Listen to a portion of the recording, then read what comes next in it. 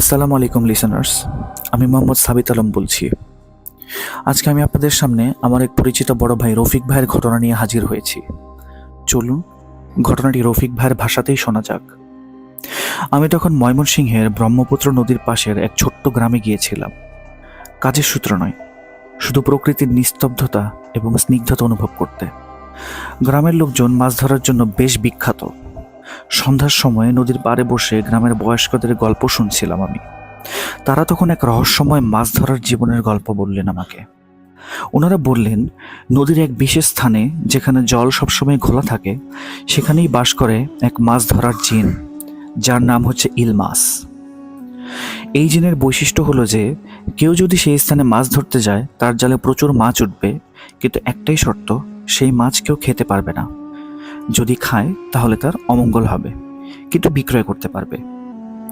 আমি প্রথমে এই গল্পকে গ্রাম্য কুসংস্কার ভেবেই উড়িয়ে দিয়েছিলাম, কিন্তু কৌতূহল বশে এক রাতে আমি নদীর সেই বিশেষ স্থানে গেলাম। সাথে ছিল আমার নিজের একটি ছোট্ট জাল। রাত তখন গভীর, চাঁদের আলো নদীর পানিতে মিলে এক অদ্ভুত পরিবেশের সৃষ্টি করেছিল। আমি জাল ফেলে অপেক্ষা করতে লাগলাম। কিছুক্ষণ পরে জাল যেন ভারী হয়ে উঠল। টেনে তুললাম আর দেখলাম জাল ভর্তি রূপালী ইলিশ। আশ্চর্যজনক ব্যাপার ছিল, কারণ শীতকালে এই নদীতে ইলিশ তো কখনোই পাওয়া যায় না। তবে খুশি হয়ে মাছগুলো নিয়ে আমি বাড়ি ফিরলাম। সকালে গ্রামের মহিলারা আমাকে সাবধান করলেন। ওনারা বললেন, ইলমাসের মাছ খেলে কিন্তু তোমার বড় ক্ষতি হইব বাবা, ফালাইয়া দাও। কিন্তু ওনাদের কথা গ্রাহ্য না করে আমি মাছটি রান্না করে খেলাম। তখনই বিপত্তি শুরু হলো। প্রথমে হালকা মাথা ঘোরা, মাথা ব্যথা, তারপর চোখের সামনে সবকিছু ঘোলাটে হয়ে আসতে লাগলো আমার। বাড়ির অন্যরা কিছু বোঝার আগেই আমি অচেতন হয়ে পড়লাম।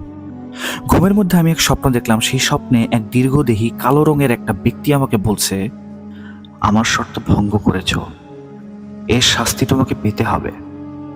ভোরের দিকে জেগে দেখি আমার সম্পূর্ণ শরীর ঠান্ডায় যেন জমে গেছে। গ্রামের একজন ওঝা ডেকে আনা হলো এবং উনি বললেন, তোমার উপর ইলমাসের ক্রোধ পড়েছে, তাকে তুষ্ট করতে হবে। ওঝার নির্দেশে সেই রাতে নদীর ধারে গিয়ে আমি ইলমাসের উদ্দেশ্যে দুঃখ প্রকাশ করলাম। তার জন্য কিছু মাছ আর ফলের একটি পাত্র রেখে আসলাম, কিছু মিষ্টিও নিয়ে গিয়েছিলাম সেই ওঝার কথা মতো।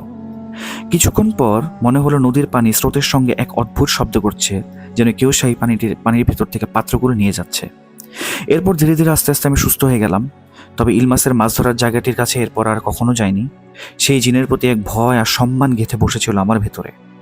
এখনো গ্রামের লোকজন ইলমাসের গল্প শোনায়, আর আমি শুধু নদীর পাড়ে দাঁড়িয়ে তাদের রহস্যময় অস্তিত্ব অনুভব করি। এই ছিল আজকের ঘটনা। আল্লাহ হাফেজ।